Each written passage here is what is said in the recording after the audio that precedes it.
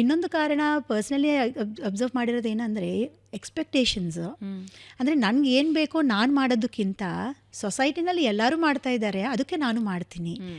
So ಬೇರೆಯವ್ರಿಗಾಗಿರೋದು ನನಗಾಗಬೇಕು ಅಂತ ಏನೂ ಇಲ್ಲ. ನನ್ನ ಕೆಪಾಸಿಟಿ ಬೇರೆ, ನಂದು ಇಂಟ್ರೆಸ್ಟೇ ಬೇರೆ.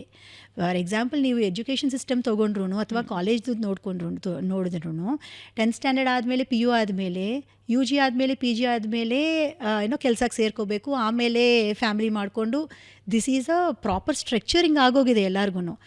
ಅದು ಮೀರಿ ಬೇರೆ ಥರ ಮಾಡೋಕ್ಕೆ ಯಾರಾದರೂ ಟ್ರೈ ಮಾಡಿದರೆ ಅವ್ರಿಗೂ ಸಪೋರ್ಟ್ ಸಿಗೋದು ಯಾವ ರೀತಿ ಇರುತ್ತೆ ನಮಗೆ ಗೊತ್ತಿಲ್ಲ. ಅಂದರೆ ಅವ್ರು ಹೊಸ ದಾರಿ ಏನಾದರೂ ಚೂಸ್ ಮಾಡ್ಕೊಂಡಿದ್ರೆ. ಸೊ ಈ ಸಿಸ್ಟಮಲ್ಲಿ ಸಿಕ್ಕಾಕೊಂಡು ನಮಗೆ ಏನು ಬೇಕೋ ಅದು ಮಾಡ್ತಾ ಇದ್ರೂ ನಾವು ಅದು ಮ್ಯಾನೇಜ್ ಮಾಡ್ಕೊಳ್ಳೋಕ್ಕೆ ಆಗ್ತಾಯಿಲ್ಲ ಸುಮಾರು ಸತಿ. ಅದಕ್ಕೇ ನಾವು ಬರ್ನ್ಔಟ್ ಆಗ್ತಾಯಿದ್ದೀವಿ, ಸ್ಟ್ರೆಸ್ಸು, ಇರಿಟೇಷನು. ಆ್ಯಂಡ್ ಇನ್ನೊಂದು ಬಿಗ್ಗೆಸ್ಟ್ ಥಿಂಗ್ ಏನಂದರೆ, ಇದು ಒಬ್ಬರಿಂದ ಶುರುವಾಗಿ ನನ್ನಿಂದಾನೇ ಮುಗಿಯಲ್ಲ. ನಾನು ಆ ಸ್ಟ್ರೆಸ್ನ ನನ್ನ ಸುತ್ತಮುತ್ತವ್ರು ಎಲ್ಲರಿಗೂ ಅಂಟಿಸ್ತೀನಿ. It is so contagious also.